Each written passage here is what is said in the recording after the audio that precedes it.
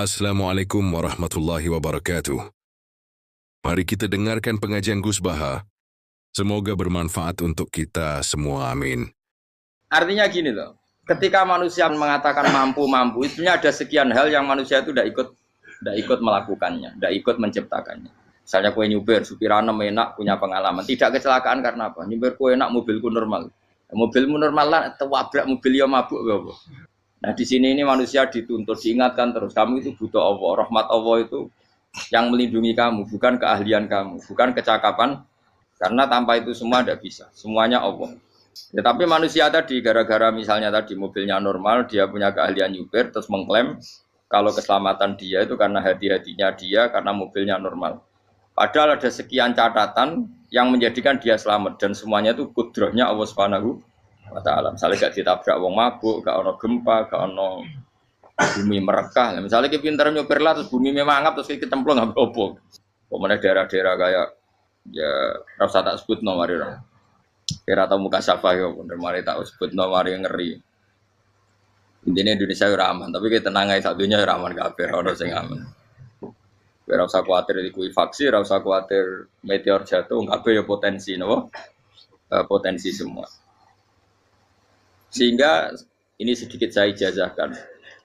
Suatu saat kata Rasulullah, saya ya Mu'ad melihat kamu hanya sejengkal di depan para ulama ketika nanti di akhirat. Terus Mu'ad tanya, Rasulullah tanya, kenapa kamu hanya satu jengkal dengan derajatnya para ulama ketika sowan Allah? Terjawabnya Mu'ad, kamu punya amal apa? Terjawabnya Mu'ad, ya Rasulullah, saya tidak pernah melangkahkan satu kaki, kecuali saya tidak pernah yakin apa bisa melangkahkan kaki yang satunya.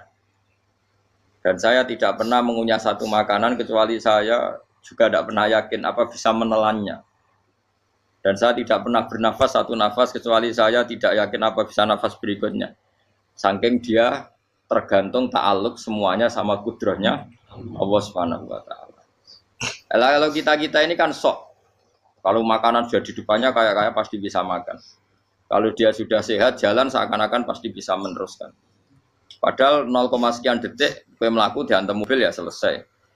Misalnya stroke ya selesai, tidak bisa jalan.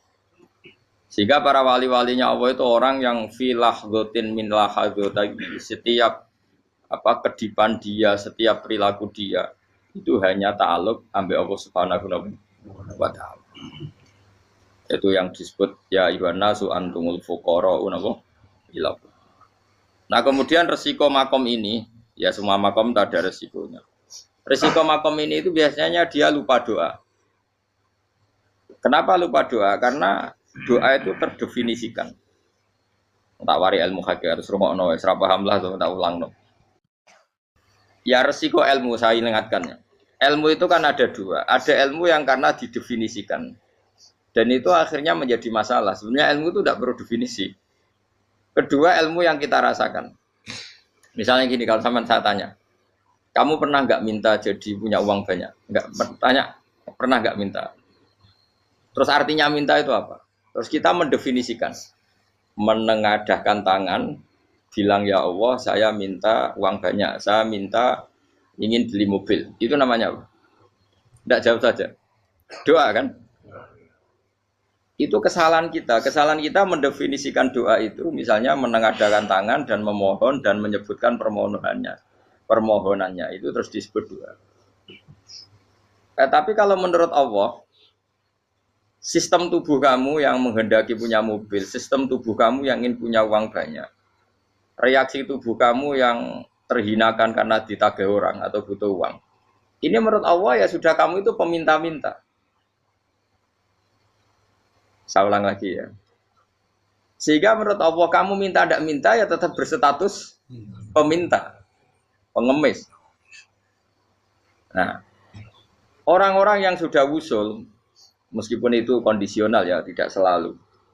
Itu ya dia pikirannya menengadahkan tangan apa enggak ya sama saja tubuhnya merasa minta. Sehingga dia tidak perlu mengekspresikan minta.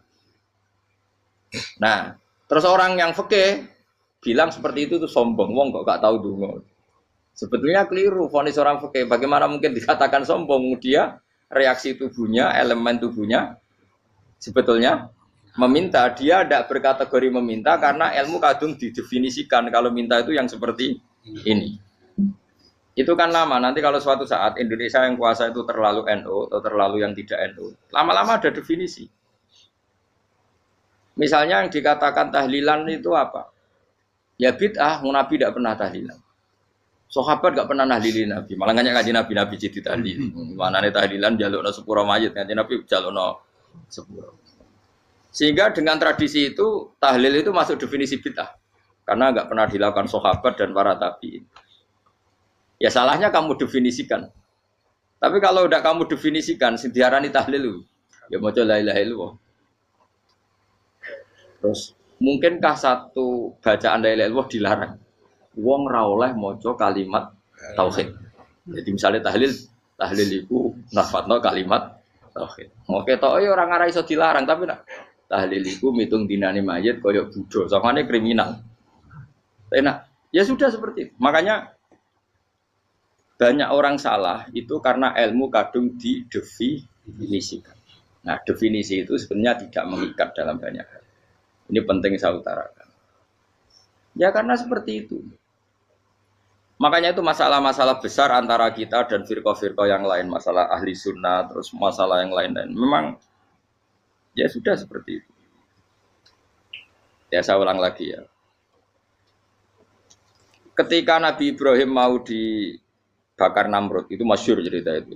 Dan kemudian jadi Nabi namanya Habib Syah. Habib Syah itu sebetulnya hanya ngutip Habib Abdul Haddad. Jadi syair itu sebenarnya ada di Diwanul Haddad. Apa? Diwanul Haddad. Diwanul Haddad itu syair-syair Abdul Haddad ketika beliau usul, beliau mukasyafah.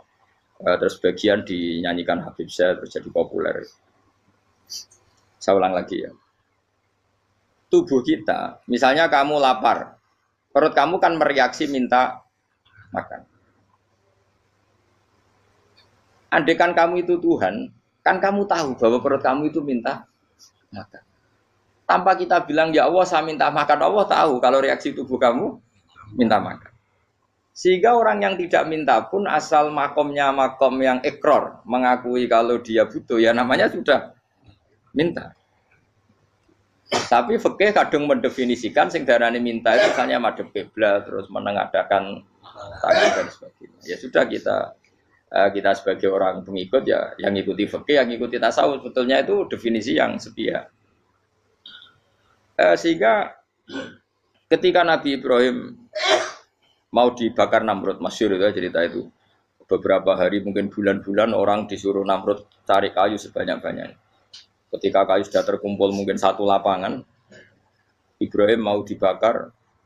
Pegawai ini Namrud itu bingung caranya nguncalo Ibrahim. Mereka saking gede ini, kenapa? Api. Nak diuncalo ke ado, itu ratok tengah. Nak diparekno itu kepanasan. Masyhur. Terus setan zaman itu orang akeh, jadi setan tenan. Saya kan duplikatnya sakeh, jadi setan ratau muncul. Wong duplikatnya wis napa? Akeh. Singkat cerita setan itu muncul pura-pura jadi manusia terus ditemukan manjanik. Manjanik ya semacam ketepil besar yang jadi mana dari kiai-kiai ketepil itu haram mergo penemune setan. Jadi ini tapi nak manjanik penemune setan itu betul walhasil terus dibikinkan satu manjanik semacam ketepil besar terus Ibrahim dilemparkan ke api. Lewat apa? Ketepil tadi idenya siapa? Setan. Nah ketika di tengah api itu unik. Kata malaikat Jibril datang terus tanya sama Ibrahim, ya Ibrahim apa kamu butuh saya? Butuh. Alakah haja apa kamu punya kebutuhan?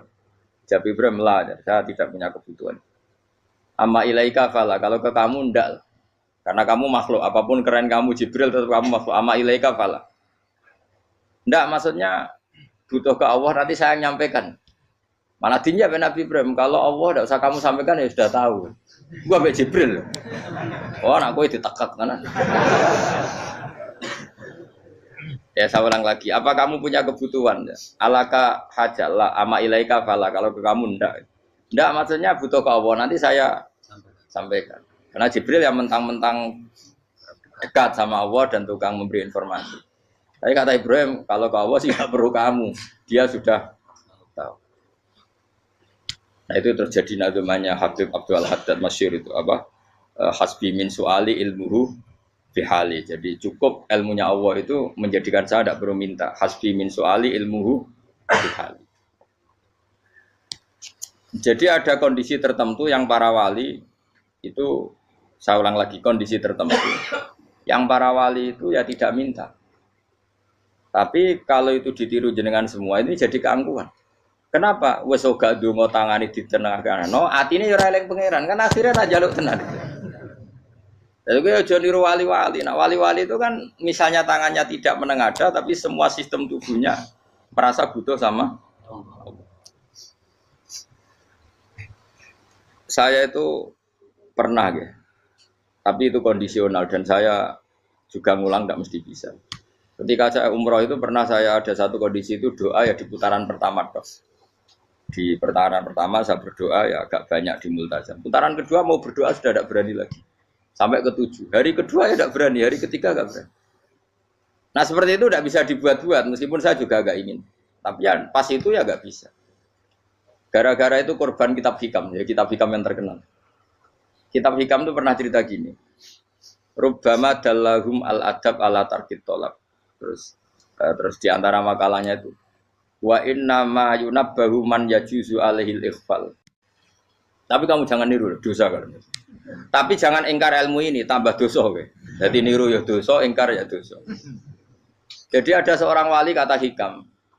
Kadang-kadang seorang wali itu mau doa diulang itu sungkan. Kenapa? Yang perlu diingatkan tuh yang potensi lupa. Allah kan masih ingat doa kemarin. Loh itu gara-gara saya sebelum umroh itu mensinau kitab hikam itu agar itu kok. Ya Allah. Sing tak dungani wingi ejek eling kok tak eling no meneh. Dadi wa inna ma yunabbahu man yajuzu alil fal, yang bisa diingatkan hanya orang yang potensi lupa. Sementara Allah tidak akan. Tapi kan akhirnya dungane eling. Ya Allah kayak kemarin.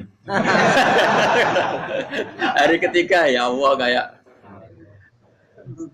Makanya menurut saya ilmunya orang hakikat itu juga ada sisi kriminalnya karena ya tadi. Tapi kamu ingkar ya keliru. Memang Allah gak mungkin lupa, ngapain kamu ingatkan? Makanya menurut saya Allah itu manggat terbaik, bener-bener Rahman Rahim. Mestinya nak Allah terbaik, kue dungo bedino malah ngamuk. Lah aku lali tapi mbok eling dong. Tapi Allah itu ya maklumi ya, dengan kekeliruan. Kita ini kan selalu keliru. Dungo terus ya keliru sebetulnya. Karena seakan-akan kan mengingatkan seseorang yang mungkin lupa. Wong Allah tidak pernah lupa kok, kamu ingetin terus. Atau kamu menggurui Allah, yaitu ya Allah nang sebadani kalau di duake, padahal nggak mesti maslahat bagi kamu. Duake ora mesti maslahat bagi kamu. Maka ada sekian contoh yang wali itu dibully pangeran. Saya sering cerita, banyak cerita wali itu dibully pangeran. Digarap ya pangeran. Ini gara-gara salah itu. Saya pernah cerita dan itu ada di hikam betul di kitab itu. Itu ada. Ada wali itu tukang hamal. Hamal itu manol di pasar, itu tukang angkut. Jadi kalau ada orang bawa barang berat diangkut dia, terus misalnya kalau dulu mungkin ya ke kereta atau ke singkat cerita terus diupahi. Setelah dapat apa dia pasti pulang karena dia hanya butuh makan satu piring, karena dia tirakat makan satu piring untuk ibadah 24 jam. Singkat cerita dia ngeluh, ya Allah, kamu tahu, engkau tahu saya ini pecinta engkau, saya ini hanya butuh makan satu piring untuk kuat sholat. Tapi kenapa harus jadi juru manol? Berilah saya rezeki yang tanpa kerja. Nah, selang sekian hari dia dituduh maling, terus di penjara, terus dapat rezeki tanpa kerja. Dia terjawab kenapa jadinya gini? Kan kamu minta rezeki tanpa kerja. Ya itu penjara itu rezeki tanpa kerja kan.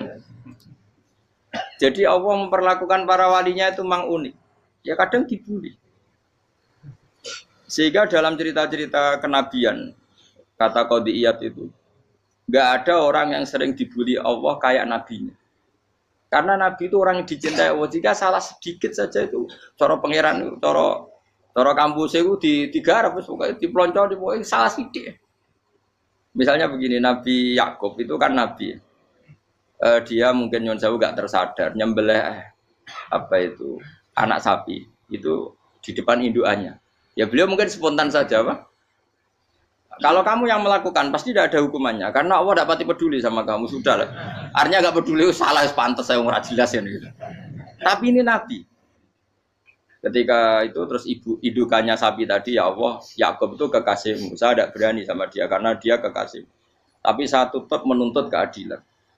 Dia harus merasakan susahnya dipisah dengan anak. Meskipun dia tidak nuntut rasanya roh anak sebelah itu tidak se ekstrim itu. Sapinya itu hanya nuntut ya Allah dia harus merasakan sakitnya terpisah dengan anak. Akhirnya Allah menciptakan Yakub mengalami terpisah dengan Nabi siapa? Yusuf. Itu kalau kata Qadiyat, itu kalau yang melakukan tidak Nabi pasti nggak dibully Allah, dibiarin. Karena Nabi ini yang melakukan. Nah. Terus ini Nabi Yusuf lagi mana rasa daftar wali berat. Nabi Yusuf itu di penjara itu karena terdolimi apa karena memang dia salah? Terdolimi. Dan Nabi Yusuf itu Nabi. Nabi Yusuf itu Nabi betul memang benar-benar. Meskipun ganteng dia Nabi. Syaratnya Nabi ganteng kira-kira mlebu. Nabi itu harus ganteng, enggak boleh. Nabi elek ora oleh.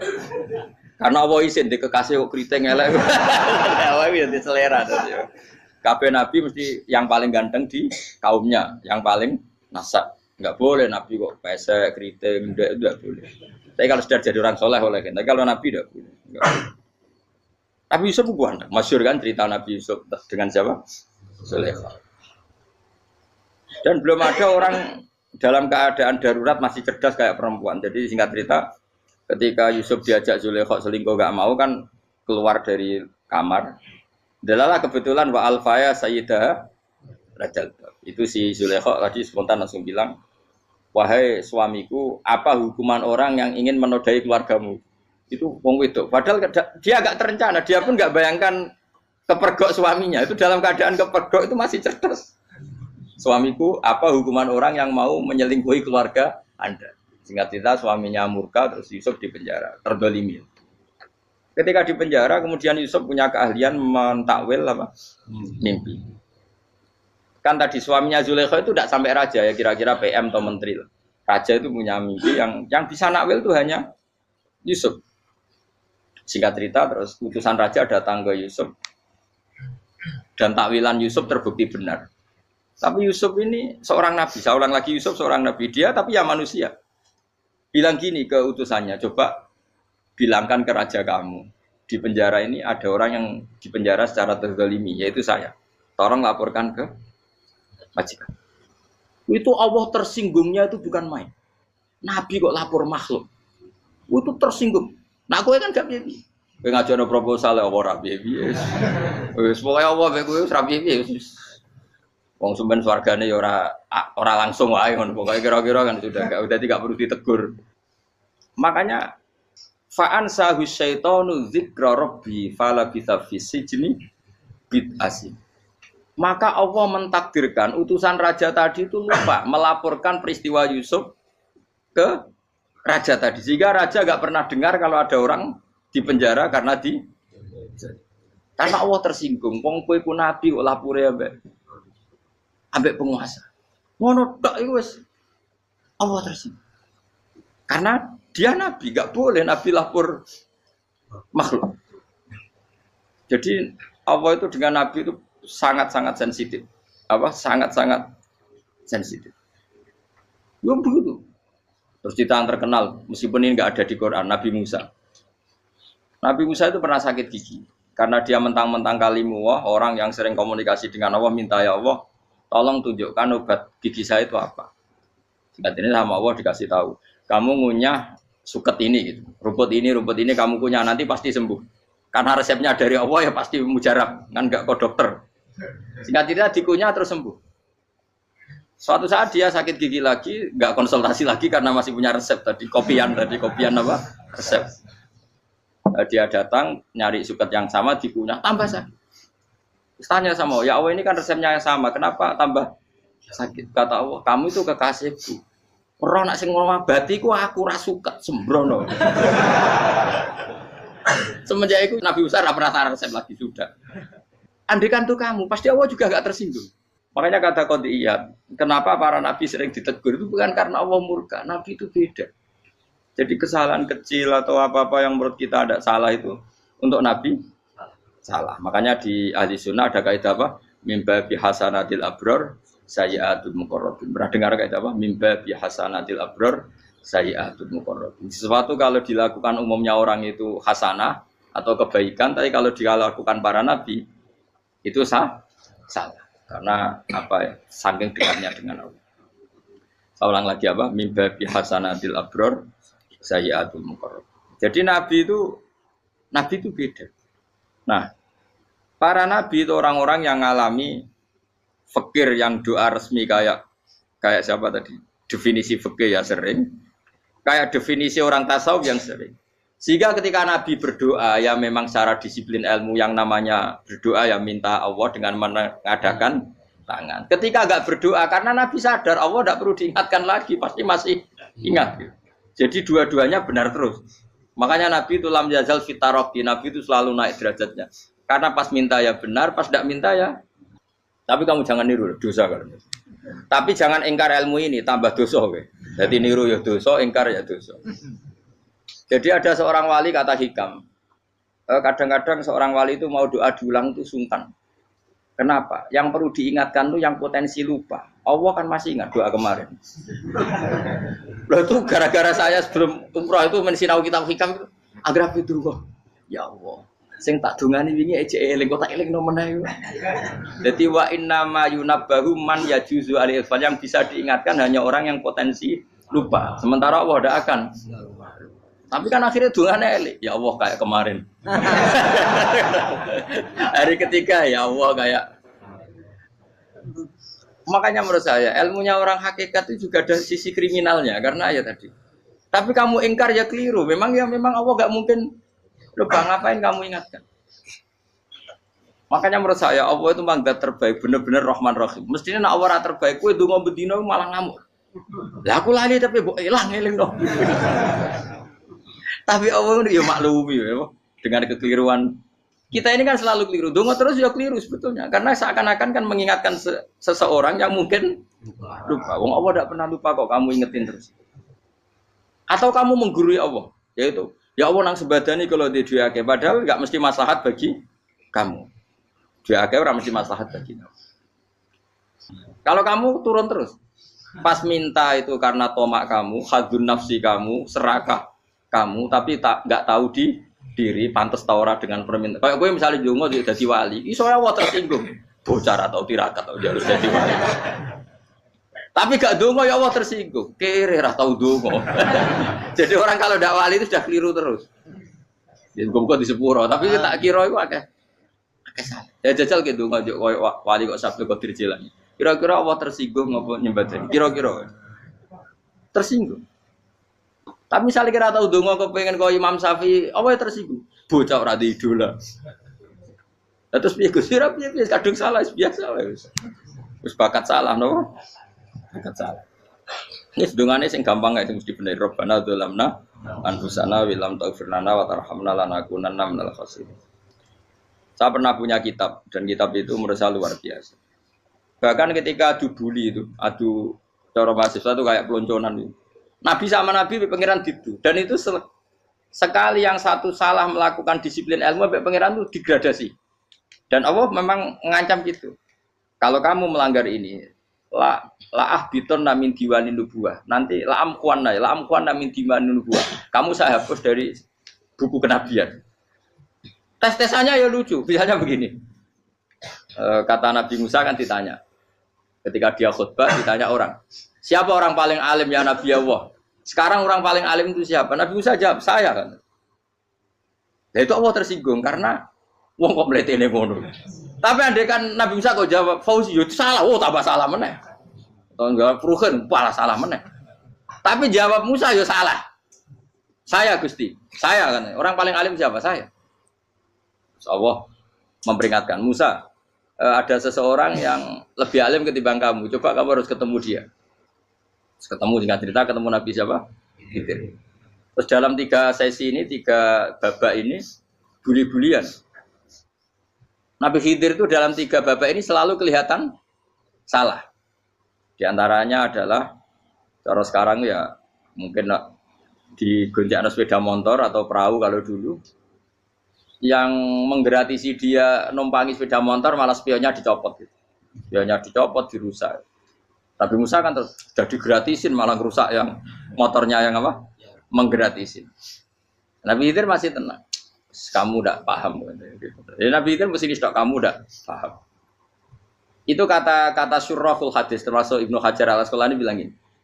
Setelah itu kedua membunuh anak kecil. Musa tambah marah. Anak yang belum punya dosa kok kamu sampai 3 kali ada 3 peristiwa. Itu kata syurrahul hadis. Andai kan Musa kok diam tidak protes, maka dia akan disalahkan Allah. Karena dia berarti membiarkan kemungkaran di depan matanya tanpa reaksi. Jadi sebetulnya ketika Musa berontak itu Nabi Khidir, Nabi tenan gitu. Jadi itu kan unik. Tapi berontak yo disalahno. Dadi angel sandi tes-tesan dadi nabi ku yo angel. Misalnya kok Nabi Musa itu koyok model santri Jawa Timur.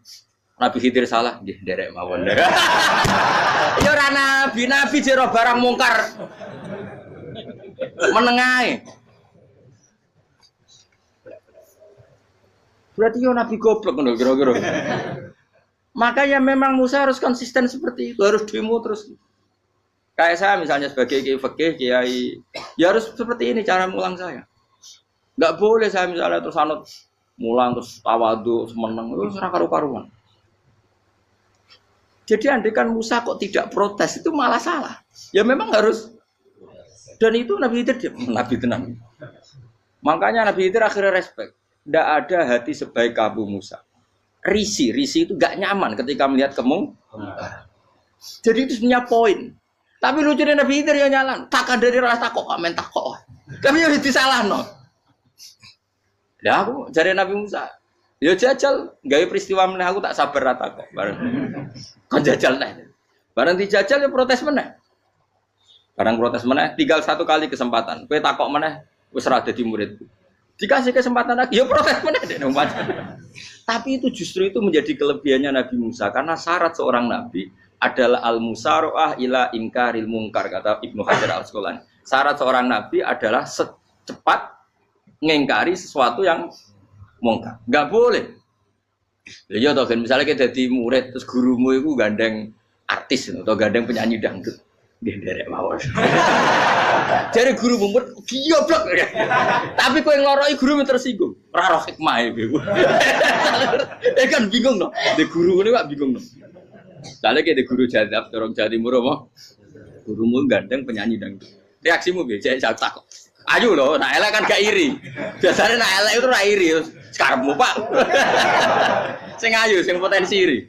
Kira-kira reaksi kamu itu milih derek mawon apa berontak? Golek oh nak gurumu wong alim mesti nak pas meneng muridku goblok gak sensitif roh barang mungkar dilakukan di depannya kok tidak reaksi tidak protes geblek tenan. Tapi lucunya guru mau nak protes ya gak duwe akhlak gitu. Guru lagi senenge kok ora oleh. Nah Nabi itu kan buli-bulian. Jadi Nabi Khidir dengan Nabi Musa itu tepat-tepat. Karena 2 orang ini sama-sama kekasih Allah. Itu Nabi Musa justru barokahnya itu dia tidak pernah kelasmennya di bawah Nabi Khidir. Semua ulama sepakat kelasmennya Musa tetap di atas Nabi Khidir. Sehingga yang berlaku ya tetap ilmunya Nabi Musa bahwa membunuh anak kecil tidak boleh, merusak perahu milik orang lain tidak boleh. Karena Allah tetap lebih respect dengan ilmunya Nabi Musa. Nabi Khidir tetap ilmunya enggak dipakai meskipun dia disebut hakikat. Karena ilmunya Nabi Khidir ngani ngoyo. Ngani ngoyo wong ape mutusno ngenteni nginceng Lauh Mahfuz. Lah sing iso iku sapa? Barang ra mungkin kok. Mulane Nabi Khidir terakhir menutup kalimatnya wa ma fa'altuhu an amri. Dzalika ta'wilu ma lam tasdi alaihi sab. Aku dhewe nglakoni ini ya ora roh, wis ditakdir nglakoni ngene wae. Dadi Nabi Khidir ya ora paham. Jadi wa ma fa'altu an amri itu terakhir kira-kira artinya saya sendiri tidak melakukan ini karena inspirasi saya sendiri atau keputusan saya sendiri. Tahu-tahu saya ditakdir melakukan. Karena pas itu Nabi Khidir disetting semuanya dengan ilmu hakikat. Yaitu bayi tadi memang kutiba kafiron. Kutiba apa? Kafiron. Memang dia nanti kalau umur nganti tua ditakdir mati kafir. Daripada mati kafir nanti ya sudah mati sekarang. Tapi enggak mungkin kan ada syariat daripada sok ben beling pateni gek cilik. Ya ora ono syariat, tetap ikut Nabi Musa. Makanya kata Ibnu Hajar Al Asqalani itu uniknya Allah sama para wali-walinya. Wali ku klirullah, iku tetep disenengi pengen. Terus pengenan nabi ini yo gejol-gejolkan, yo pancen nak wong. Terus keempat kan. Tadi kan saya punya contoh 3, ini contoh keempat, ini terakhir. Akhirnya kok ilmu merah cukup, tetap malah bingung nggak. Nabi itu minggat itu boleh ndak? Tanpa pamit, minggat itu pergi nggak pamit itu boleh ndak? Ndak boleh. Rasulullah meskipun kayak apa disakiti di Mekah itu ndak pernah minggat, ndak pernah hijrah. Saya ulang lagi, karena butuh izin. Tapi Allah pernah punya kekasih, yaitu Nabi Yunus. Nabi siapa? Yunus. Itu Quran meredaksikan ya abako. Abako itu terjemahnya apa? Minggat. Kalau pergi itu dahaba. Tapi ini Allah meredaksikan itu abako. Abako itu ya minggat. Nabi Yunus itu dakwah di daerah Nainua. Ya. Nainua itu ya Babylon sana. Kampungnya namanya Nainua. Ya daerah Babylon. Babylon itu kalau di geografis modern ikut Irak. Ikut mana? Irak. Jadi Kufa, Basra, Babylon. Terus siapa itu yang ngalahkan pasukan Yahudi dulu itu Buktanasor, Hebuket, Nasir itu ikut mana? Babylon apa? Babylon. Bama unzila alal malaka ini di Babila Harutama. Makanya kalau ulama-ulama melihat Irak kacau sampai sekarang itu tidak kaget. Irak itu ardun mal'unah kalau di kitab-kitab. Bumi yang memang sudah terlaknati mulai dulu. Sehingga ketika ada kasus Saddam Hussein sekarang itu ulama tidak kaget. Zaman Rasulullah Sugeng itu Irak itu termasuk sudah bumi yang guna keazalah. Jadi di sana pasti banyak fitnah. Fitnah pertama yang dicatat sejarah adalah Mautul Husain apa? Kabudutnya Said siapa? Husain di Karbala. Era Imam Syafi'i adalah zaman mifnah, ulama dibantai karena dipaksa mengatakan Quran apa? Makhluk. Terus konflik-konflik sampai era Saddam Hussein terus era sekarang jadi. Lah kita ini ulama sebenarnya tahu tarikh itu. Tapi di era modern kan dianalisis karena campur tangan ini itu ya sudah lah. Sebab goblok pun daripada ngebantah-bantah malah kamu. Ibu goblok, ibu pinter. Nah, sekarang kan analisisnya kan, wah ini ada campur tangan pihak ketiga diciptakan nih sauni.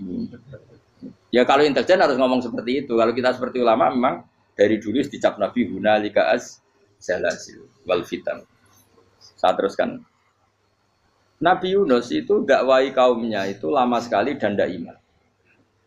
Nah semua nabi kalau kaumnya tidak iman itu diberi hak Allah ngancam akan adanya adab apa? Ngancam akan adanya adab. Nabi Yunus ngomong gitu terusin. Nanti kalau kamu tidak iman itu pasti kena adab.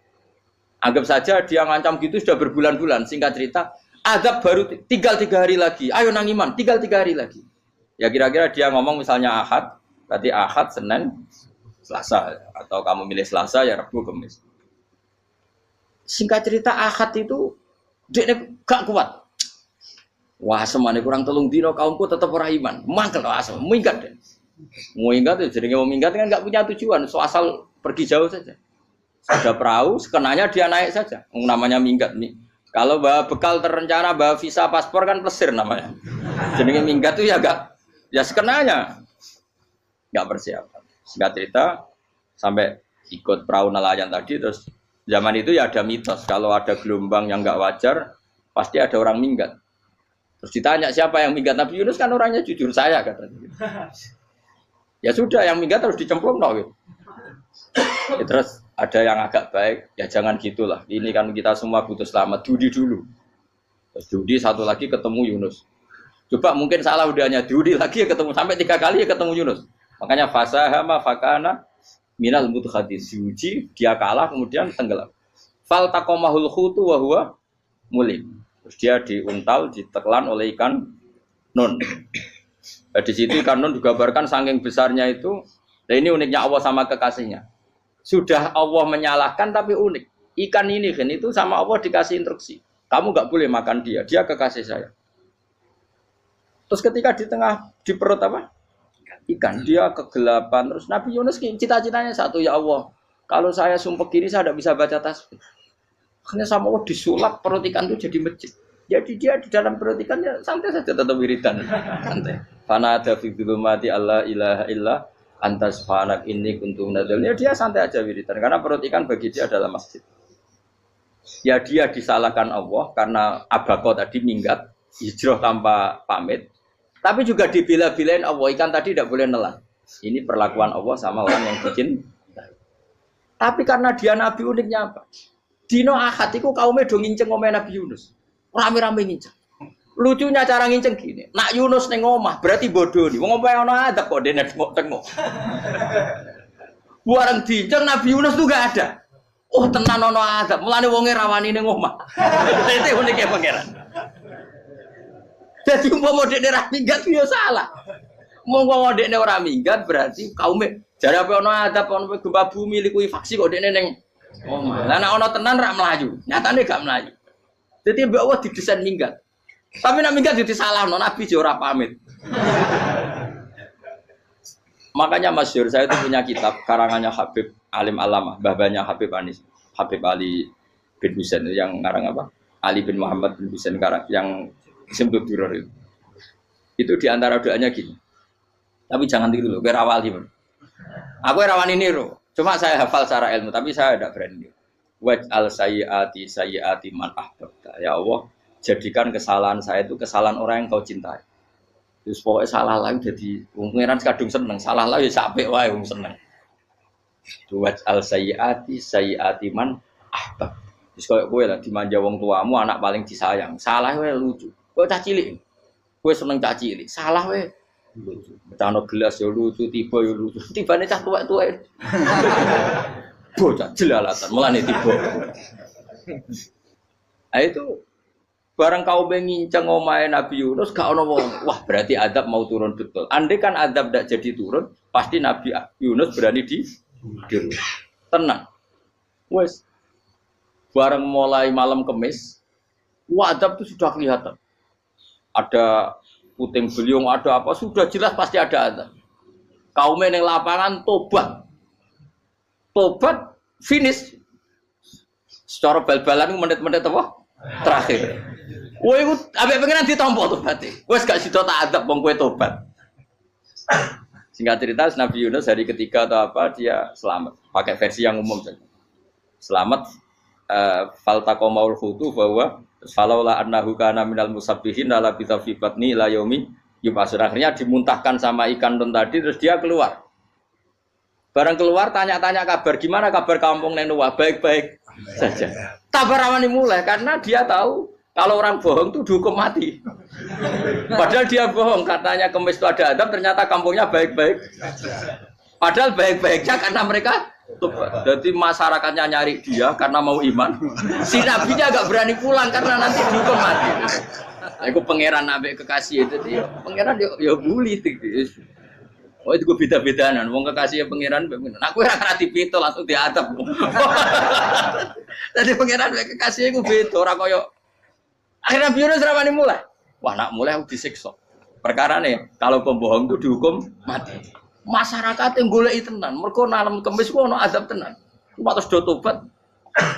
Disebut falau laka nasqaryatun amanat fanafa'aha imanuha illa qauma Yunus lamma amanu kasyafna anhum adzabal khizyi fil hayatid dunya. Enggak ada kampung yang saya adab kecuali kasil tak adab, kecuali kaum Nabi Yunus. Aku wis meh ngadab lho, pas menit terakhir peta adab tobat. Akhirnya rasido jare pangeran. Iku kaum Nabi sinten? Iku yo barokahe minggate Nabi Yunus. Lah iku nabi. Wong kliru kok barokah iku nabi.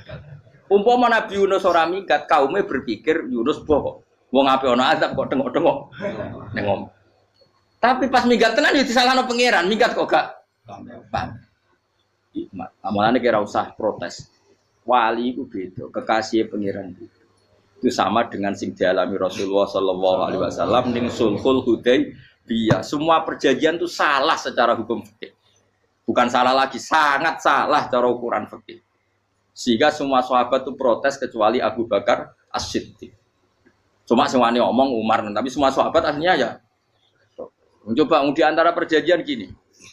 Pertama kan, biar sampean enggak terlalu jadi teroris, enggak terlalu jadi ekstremis. Memang ya rasa jadi teroris, ya rasa terlalu jadi teroris. Semua itu mungkin, Kang. Ning dunia semuanya mungkin.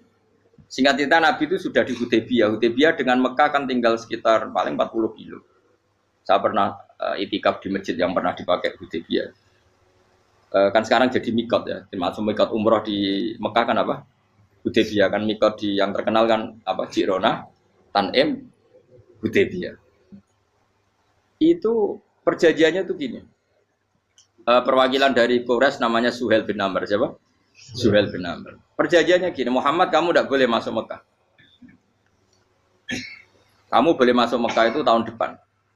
Padahal Nabi sudah bilang ke para sahabatnya, ayo kita umroh. Dan diberi hak umroh. Tapi setelah sekitar 40 kilo masuk Mekah, dicegat sama orang kafir Quraisy. Lah, Nabi sakit tenan.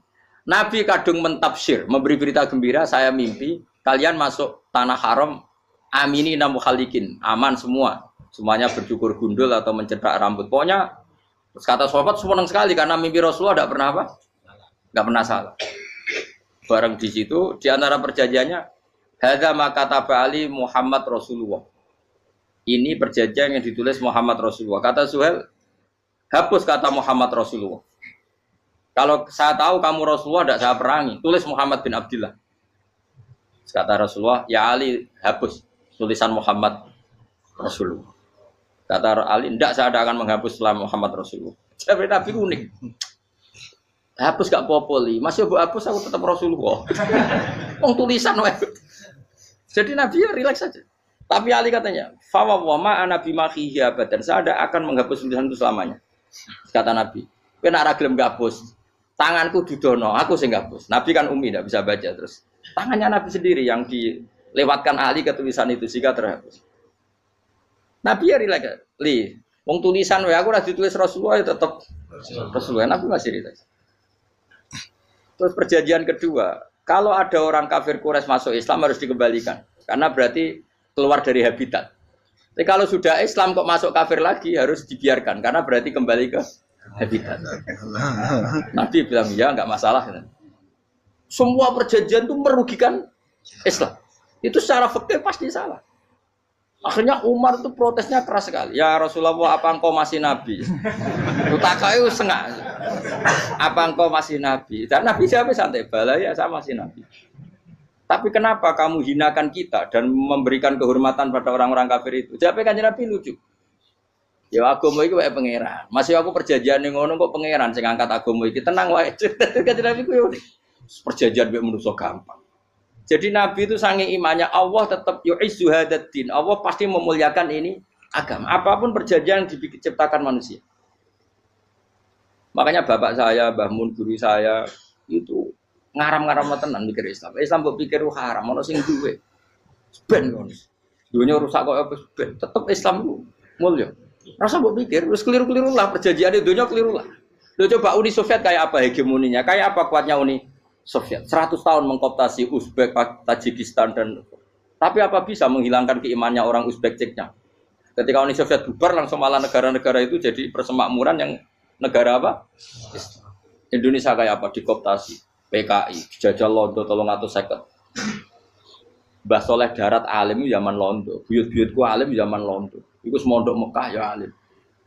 Zaman PKI akeh wong alim. Saiki ayo, zaman Islam Nusantara apa ono sing alim koyo.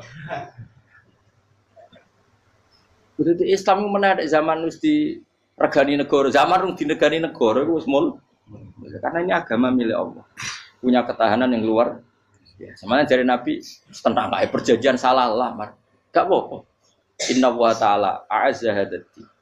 Inna wa ta'ala la yudhi'u dinahu wa la yudhi'u. Pokoknya pangeran bakal ngembar agamanya orang masalah perjanjian keliru lah. Perjanjian ketiga itu semuanya merugikan Islam. Tapi apa kata Abu Bakar ketika protes Nabi gak dijawab, datang ke Abu Bakar. Menurut kamu gimana? Jawab Abu Bakar lucu. Makanya ini menunjukkan makanya kenapa ahli sunnah berkeyakinan afdhalus sahabat itu siapa? Abu Bakar. Jawab Abu Bakar. Wes samar, perjanjiannya keliru lah, wes keliru lah. Kayak gremeng-gremeng santai gremeng. Tapi la tadkhul bainahu wa baina habib. Kamu jangan masuk wilayah itu hubungannya orang yang terkasih sama kekasihnya. Wes gak masuk akal lah semuni menengahi.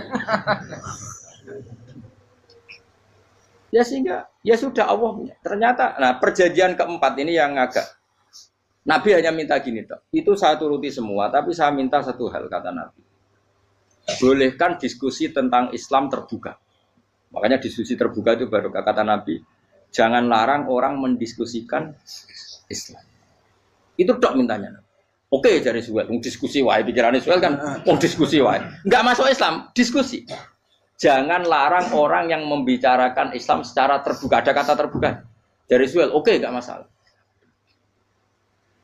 Itu toh yang itu pun nggak jelas menguntungkan Islam apa? Enggak. Akhirnya apa yang terjadi? Darun Nadwa, tempat-tempat pertemuan cara sakniki gerdu, gedung parlemen. Semuanya itu diskusi. Sajane Muhammad itu sapa? Konsep Islam itu piye? Dan semua yang cerdas juga sajane ya bener Muhammad. Nyembah watu ya pancen giyoblok tenan. Wah, ini goblok tenan watu kok di. Terus nak Yahudi ora bener pisan, Nasrani ora bener pangeran atau. Wah, diskusi. Suwe-suwe hasil diskusi sepakat. Pancen dia tetap bener Muhammad. Tetap bener Muhammad. Akhirnya hasil diskusi itu akhirnya mereka membatalkan perjanjiannya sendiri. Perkara ini baru kayak apa? Malah Nabi ketika Bali di Medina, Umar sempat protes ning dalam. Oke ya Rasulullah, saya nerima konsep Anda, tapi saya menyisakan satu pertanyaan. Jadi jenengan niku ana ayat sing nurjukna la tadkhulunal masjidal haram insyaallahu aminina muhallikina ru'usakum. Lah kok nyatane ra sida mlebu Mekah, malah kita terusir kembali lagi ke Medina. Lha iku Nabi yang agak lucu ngendikan. Mar, ning ayat iku ora gak ana taune. Apa ana ayat iku taun iki? Sing ngatene taun iki ra kowe. Jadi Nabi iya ora ana taune ya. Ora ana taune kok tauni dhewe kan kira-kira. Ayat itu kan gak ana taune, Umar ae sing GR nafsiri tahun ini. Wong awam suatu saat kamu akan masuk Masjidil Haram. Tapi kan gak ana taune ayat itu. Apa di ayat itu ada tahunnya Umar dan Allah bilang tahun ini ya enggak, ya sudah kalau enggak ada tahunnya ya pokoknya mesti kapan-kapan terjadi. Tapi ora saiki. Kayak sugih rugen kan gak ono tahune, ora iso. Mau aku ndongakno sugih tapi kan tanpa tahu. Iso suwi. Nah, akhirnya apa yang terjadi? Ada diskusi masif di Mekah. Setiap yang cerdas, setiap Nabi tanya, Abu Sufyan siapa? Nabi mau komentar gini, sama siapa teksnya? Misluhu la yajhalul Islam. Kalau Islam sudah didiskusikan, otak secerdas Ikrimah bin Abi Jahal, secerdas pasti tidak bodoh tentang Islam. Maknanya pasti akal yang waras memilih Islam. Wah, akhirnya Islam jadi masif. Ya sudah, karena Islam sudah masif, tokoh-tokohnya cenderung Islam, akhirnya perjanjian itu dibatalkan sendiri. Akhirnya waro'aitan nasa yadkhuluna fi dinillahi afwaja. Akhirnya mereka berbondong-bondong masuk Islam. Itu artinya apa? Nabi itu gaya perjanjian cara fikih keliru wae, cara fikih cara dzahire keliru wae, tetap barokah karena punya hubungan khusus dengan Allah Subhanahu wa taala. Makanya la tadkhul bainahu wa baina habib. Itu kan kayak ya sudah seperti itu. Jadi pangeran makanya Sayyid Ali itu Sohibu Simtiduran nak dungo di antara doa waj al sayyiati man ahbabta. Jadikan ya Allah kesalahan saya kesalahan orang yang engkau cinta. Karena ulama nyontono ngene, saiki Nabi Adam ambek iblis itu padha salah itu. Enggak jawab. Padha salah, iblis itu salah bodoni Nabi Adam salah. Dilarang mangan wit khuldi tetep mangan. Mau trimo rayuane sinten? Iblis. Tapi wong piye-piye pangeran ku seneng Nabi Adam. Sediluk diusir bar sumajtabahu rabbuhu fataba alaihi wa bar langsung Adam urung metu ka swarga wis diwarai. Damke kepengin tak sepuro nggih tak warai dongane. Iblis tak diwarai. Makane kena donga wong kuwi. Dadi ngene ya pokoke wong disenengi ku menangan. Lah kabeh aja donga iku kowe ora bakat wali biasa wae iki cerita. Ya sudah seperti itu. Ya, tapi emang ya sudah seperti itu. Nabi Adam itu urung pati keusir tenan Gus fatalah ko Adam Rabbi kalimatin fataba. Jadi urung terlalu jauh dari surga. Kemana lagi pes pertama medun ke bumi ambek Allah wis diwarai beberapa kalimat sing dadekno di sepuro pengiran. Ko waj'al sayyiati man ahbabta. Ini penting kalau atur namanya wilayah-wilayah kenabian itu wilayah yang kita tidak pernah tahu detailnya, tapi kita yakin Nabi itu para kekasih Allah. Dan agama Islam ini juga agama paling diridhoi. Maka di zaman apapun, kecewa apapun dengan perjanjian dengan negara maupun dengan dunia, Islam tetap dihormat pangeran. Wis ora usah kuat. Mikir Islam ku keliru. Nangit mayo oleh nak mikir keliru. Agamane pangeran kok pikir. Saya masyhur Sayyidina Umar itu kan khalifah paling sukses masalah futuhat. Di masalah apa? Futuhat. Dan Ibnu Umar setiap jalan-jalan itu dibully sama orang-orang. Ya Ibnu Umar, mbok ya kamu itu minta sama bapak kamu supaya dia nyebut penggantinya siapa. Atau bikin suksesi lah. Jangan kok dia khalifah sukses kemudian tidak jelas juntrungannya. Kan dia tetap mati suatu saat. Saking nggak kuatnya Abdul bin Umar, akhirnya matur, ya Abah, engkau harus suksesi. Siapa ya pemimpin setelah jenengan? Lah kenapa? Orang-orang bilang kalau ada orang misalnya penggembala kambing terus ditinggal gelanggang itu dianggap dosa karena kambingnya pasti kocar.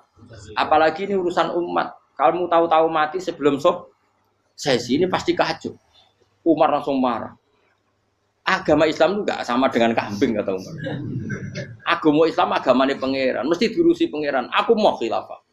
Aku mau sukses. Ben aku ora usah mikir. Engko ora diurusi pangeran. Jadi Umar itu justru sange hormatnya sama Islam itu dengan cara enggak mau mikir Islam. Enggak mikir berarti enggak khidmah ya, tetap mengkhidmati Islam. Seperti saya ini kan yang khidmati Islam lewat mulang. Tapi aku ora tahu mikir nasib Islam. Islam ora kondang piye. Ditinggal Abu Bakar melaku, Umar melaku, Wali Songo mbek kowe rak mulya Wali Songo. Saiki durus mudin yo mlaku, durus KUA yo mlaku. Durus mubalek sing kadang matre ku yo mlaku. Berapa kiai sing dadi oknum perkara proposal? Ya agama yo. Wong bapak udah kanca kiai ku mudin, anake mondok. Bareng saking suwene dadi mudin, zaman iku mudin urung untuk gaji kono negara. Anake njuk dhuwit muni spontan. Cung ora ono mati kok njuk dhuwit. Mergo nek ora ono mati ra entuk rezeki. Cung ora ono mati kok njuk dhuwit.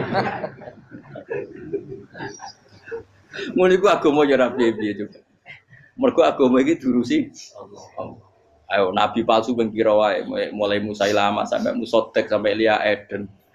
Kurang lagi. Mulai wali palsu koyo Rama Dosa Rama sapa iku. Woi wono kabeh ora masalah. Uni Soviet kayak apa mengkooptasi Ceknya Uzbek. Akhirnya ya kalah Uni Soviet. Saiki Ceknya Uzbek jadi negara apa? Islam. Kayak apa? Donald Trump, Islamfobia. Tapi sekarang orang Amerika malah berbondong-bondong masuk apa? Islam kaya. Mbok pikir malah Islam konsepi malah rusak. Mergo terus di metodologi. Harusnya penyebaran Islam itu begini. Harusnya mbahmu kira pangeran ngomongnya harusnya. Orang Islam kadang melaku ya lewat mudin. Saya itu punya santri, ini kisah nyata. Itu lahirnya di Bali. Itu bisa baca Fathul Mu'in. Lahirnya di Bali. Bahkan dia ketika SD itu tukang mimpin lagu Hindu. Lagu Bali itu Hindu. Hindu. Karena dia ketua kelas. Tapi Islam. Semua cuma. Jadi kayak gitu. Gara-gara. Jadi Baba itu bakal sate yang Bali. Ya bakul sate, berhubung sukses, ponakane misalnya ini diajak orang Madura kan gitu. Aslinya orang Madura.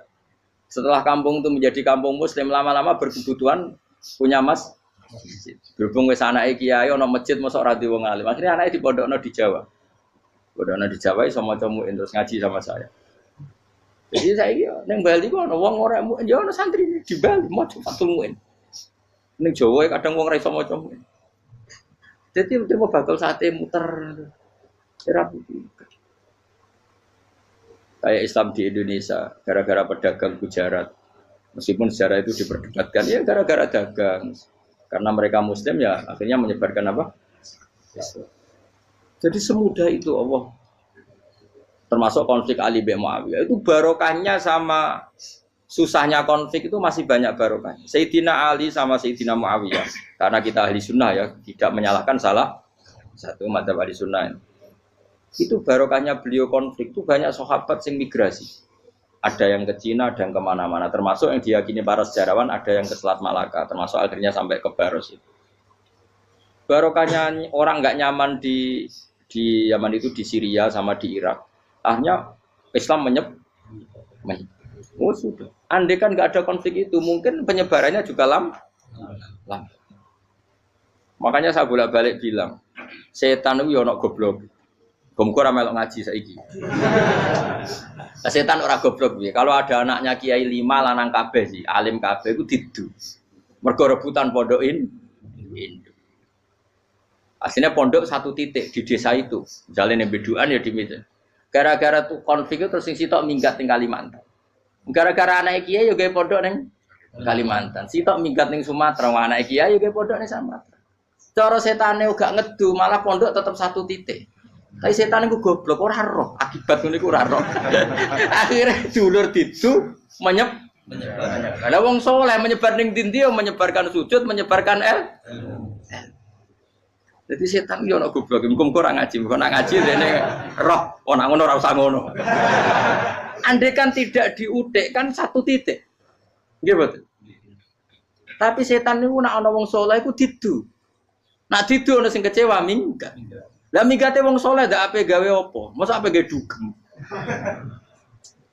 Mulane kula anggere ana saleh tukaran Gus iku tukaran gara-gara tukaran sak minggat ning Papua ya alhamdulillah. Apik. Kula niku rak Gus kancaku ya Gus-Gus sing minggat ki kuwat. Angger pamit kula ora tau tak tangisi. Nuwun kok minggat to bener. Minggate Gus ndak ganti piye. Paling yo gawe podok apa gawe opo. Lah setan nganti saiki belum tahu. Mulane muga-muga ora roh. Jadi artinya nak pangeran ngersakno iku segampang itu. Lah coba di Ponegoro kan konflik sama keluarganya yang dulu ada yang mungkin sebagian pro Belanda. Ning Sulawesi ya tetep gawe napa? Pon. Engko ning gone wis pokoke angker ning ndi. Wali Songo ya. Sunan Kalijaga agak pati cocok mbek buyut Sunan Kudus. Rapati cocok akhire dakwah ning kidul di daerah kene. So akhire ono ya mono dakwah rong khatam terus dadi Islam macam-macam. Serasa terus no. Tapi ya barokah iku ana Islam tok Tingkir, tok Solo, tok Jog. Cara rapati tukaran ya Sunan Kalijaga men ngewangi Sunan Kudus, Sunan Bonang ning gone. Berhubung barokah tukaran sithik-sithik ya. Jadi bahasa saya itu buyut-buyut itu Sunan Kudus itu luwih dukung Arya napa? Penangsan. Sekali Joko dukung wong kene itu. Stowijoyo. Mbok pokoke ora usah diterus-terusno. Wes saiki wong Jogja diulang Kudus. Buyut-buyut kula niku tiyang Kudus. Wes ora usah dijero-jero. Jelas barokah. Mau ora tukaran ya utak-utak ning Pantura. Barokah tukaran ya to. Jadi tapi ora usah terus nak ngono tukaran barokah ora usah mending ngono. Pokoke nak pengeran sing ngersakno kabeh baro. Tapi ora usah diciptakan. Ana suami istri pegatan terus. Ya kadang ya barokah sing wedok untuk bojo luwih bener. Akhire alhamdulillah saiki bojo wapian. Padahal sing lanang tau GR, wah pegat iso apa ya ora piye malah apik. Iku pangeran. Makanya mikir Islam yo mikir. Sekarang kan ndak orang terlalu semangat Islam terus dia konsep Islam harus menguasai negara, akhirnya memaksakan jadi pemimpin. Jadi Islam harus kultural, akhirnya kejauhan Islam. Muat Islam kudu kaya, jebule kedunyan deknane. Islam kudu fakir, bebas hisab, kefikiran akhirnya buruh Cina. Justru kakean konsep wis mari kuwat. Lah ya ana sing wah Islam kudu sugih, nek sugih ben kuat. Jebule bareng sugih kedo. Ana sing milih fakir ae ben tambah hisab, kefikiran Islam buruh Cina. Islam harus merebut negara supaya ada konsep khilafah. Pas ngrebute wis ngafir-ngafir wong akeh. Pas prosesnya wis dadekno perkara. Islam harus kultural, juga main-main gong wae malah sindenan terus. Ra sida dakwah, mergo kakean apa? Kultural ora usah dikonsep, wis ben mlaku. Pangeran dhewe sing ngatur Islam. Kayak apa agama ini pernah ditinggal orang-orang terbaik. Mulai para sahabat tabi'in sampai wali songo, nyatanya tetap berjalan. Iku nunjukno agama ini diurusi Allah Subhanahu wa taala. Napa khidmah wae. Kayak saya yang mengkhidmah Islam. Khidmah itu berbakti memberi pelayanan pada Islam. Tapi ora usah ngrasa mimpin apa Islam, apalagi membuat konsep untuk Islam. Justru konsep kita ini nanti yang merusak. Karena tadi ngendikan ulama-ulama wa inna minal ilmi ila jahlan. Kadang ilmu itu tetap melahirkan kebodohan. Kenapa? Ketika ulama ditanya innalil ilmi tuhyanan katuhyanil mal, karena ilmu itu punya keangkuhan, kelacutan kayak lacutnya harta. Misalnya gini, saya seorang faqih. Ditanya sesuatu yang tidak mendesak pun saya jawab hanya karena mempertahankan kredibilitas saya sebagai seorang faqih. Padahal jawaban saya itu malah bahaya bagi Islam. Misalnya gini, contoh gampang. Ada orang misalnya Ruhin baru tobat, dia sholatnya salah, rukuknya salah. Terus saya ditanya sama Fauzi, ke sholatnya Ruhin sah apa enggak? Wong dia enggak memenuhi syarat dan rukun. Tentu saya sesuai disiplin fikih saya bilang enggak sah. Karena sujudnya ngongkrong atau dia sholatnya fatihahnya ada. Padahal andaikan saya ada jawab lebih baik. Karena apa? Bisa saja menurut Allah sholatnya dia enggak sah cara fikih tapi diterima Allah. Karena dari tidak sholat menjadi sholat. Itu kan ibarat begini. Orang makan tela yang agak-agak beracun, tapi tidak racun yang mematikan. Itu baik apa enggak? Ya tidak baik jawabannya. Tapi kalau bandingannya daripada tidak makan sama sekali, tentu baik makan. Nah, kesalahan itu yang makanya kata Imam Ghazali, kesalahan itu yang dialami para fuqaha mu'asirun sekarang. Setiap pertanyaan itu dijawab. Dan ironisnya karena sesuai disiplin.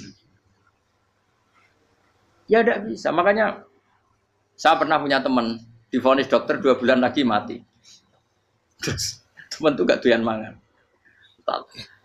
Tapi sarannya dia hidup kalau ada obat dari Jerman. Kalau ada obat dari Jerman dia hidup. Kalau enggak ya mati kan. Setelah tak tilii, mati kapan? Kan ini udah. Kabarnya rong bulan. Sesuk sopan rong bulan. Lugus rong bulan cepet kok mana sih? Kowe iku iman mulai cilik. Memangnya mati iku gak rong bulan kasih wae iso wae engko. Wong pangeran sing di otoritasnya wae ra jajeni rong bulan 3 bulan kok dokter jajeni ke percaya. Men aneh-aneh wae. Saya tak takoni Israel lah meniku. Iya, ora mesti bener kok tak imani. Lah iya kok. Kowe cek goblok kowe iku mondok rong wulan iku ora mesti sesuk ya mungkin. Nek padha-padha mungkin sesuk ya mungkin kok ya oke. Padha-padha mungkin kok milih sing rong wulan, milih sesuk ae. Milih sesuk saiki tak istighfar be aku, tak ngaji, dadi keren mati sesuk. Yo, sulit bodoh nih, itu biasa. Saya kisah urip.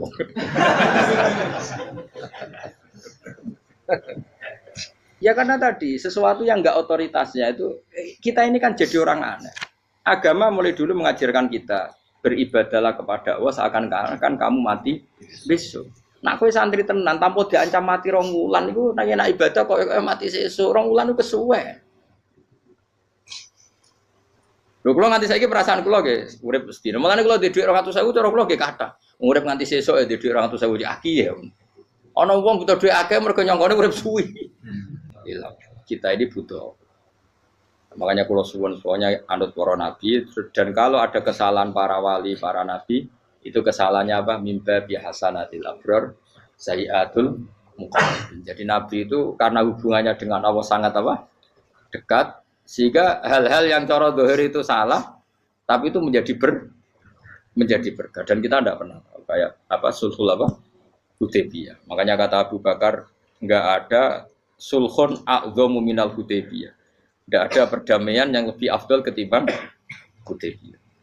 Makanya saya itu termasuk ulama yang setuju, misalnya di McGill di Amerika atau di Kanada itu kan ada Islamic Studies. Saya pernah ditanya, Gus, kalau ada sekolah perbandingan agama, menurut kamu setuju enggak? Saya bilang enggak masalah. Yang penting asal yang dikaji itu Islamnya, bukan orangnya. Kalau yang dikaji orangnya ya copet Indonesia ya Muslim. Kadang koruptornya ketua partai Islam. Wonge kan macem-macem. Yang dikaji Islamnya loh, asal yang dikaji Islamnya. Jangan orangnya. Orangnya bulet-bulet. Wah, juara lah no. Juara. Karena pikiran saya niru Hudaybiyah. Ketika Islam didiskusikan secara masif, tetap yang unggul itu Islam. Makanya Rasulullah minta, enggak apa-apa, semua perkara saya setujui, cuma jangan larang orang mendiskusikan Islam. Akhirnya di Mekah, di Darun Nadwa, di pojok-pojok kampung, di perapatan-perapatan orang tanya, sebetulnya Muhammad itu maunya apa? Terus mereka ada yang bilang, ya Muhammad kepinginnya wong nyembah pangeran. Pangeran itu apa sih gaya langit bumi? Akhirnya sing situ, iya, pangeran di pantas sing gaya langit bumi, pangeran ora tahu saya apa-apaanan. Soalnya yang mulai cerita, iya aku tahu nyembah, pas tuyoi luwak. Sampai aku izin pangeran tuyoi. Soalnya yang cerita meneh, aku tahu pas nyembah, pas tangannya coplok. Wah itu cerita kenaifan-kenaifane pangerane. Ya gara-gara boleh dulu nggak boleh dilarang oleh negara. Negara itu pinterin Nabi ya. Mau aku jaluk orang boleh mendiskusikan. Karena kalau didiskusikan pasti ja'al haqqu wa zahaqal.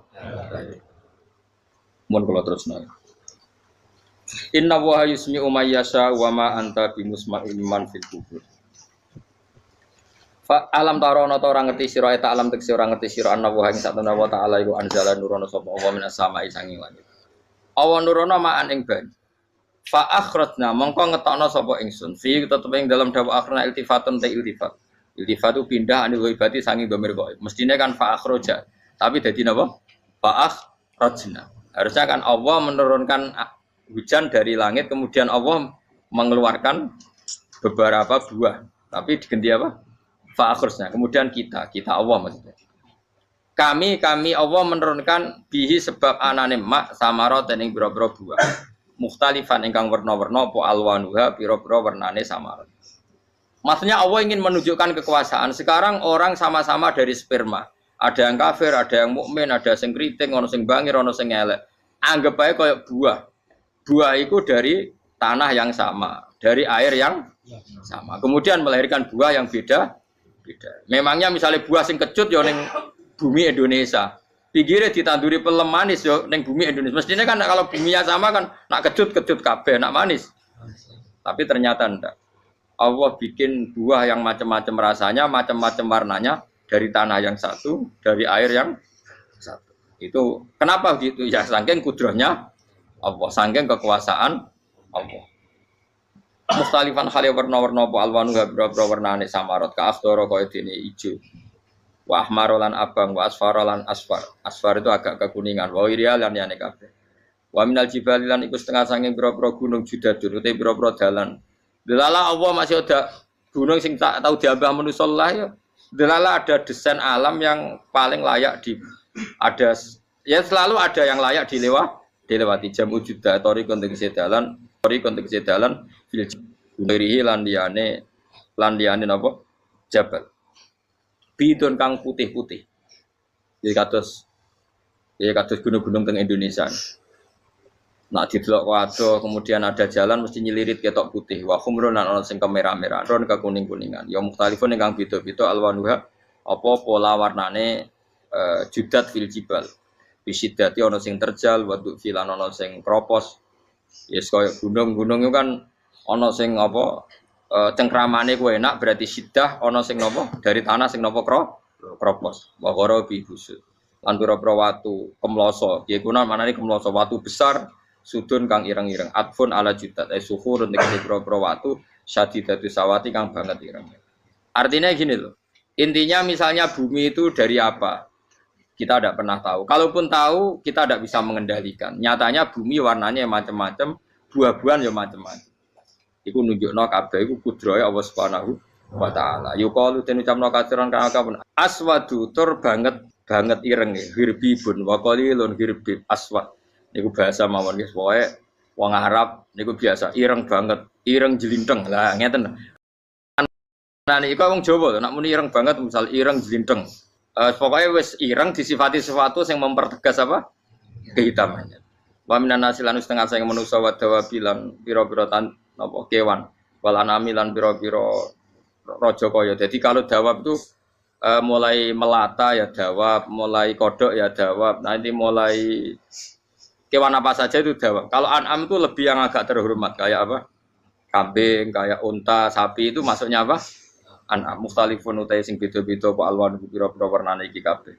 Ya kadalik kaya warnane pira-pira kewan. Pira-pira tanduran. Jadi maksudnya ngeten nih.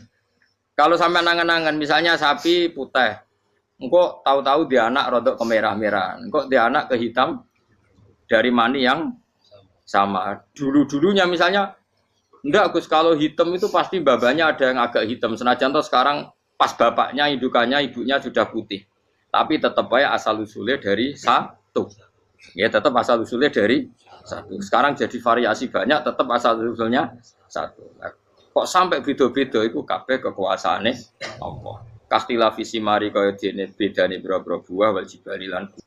Yang memahami itu semua tentu ulama innama yakhshawaha min ibadihil ulama. Innama yakhsam sine wedi banget Allah min ibadi sing boro-boro kaulane Allah sapa ulama boro-boro ulama. Assalamualaikum warahmatullahi wabarakatuh.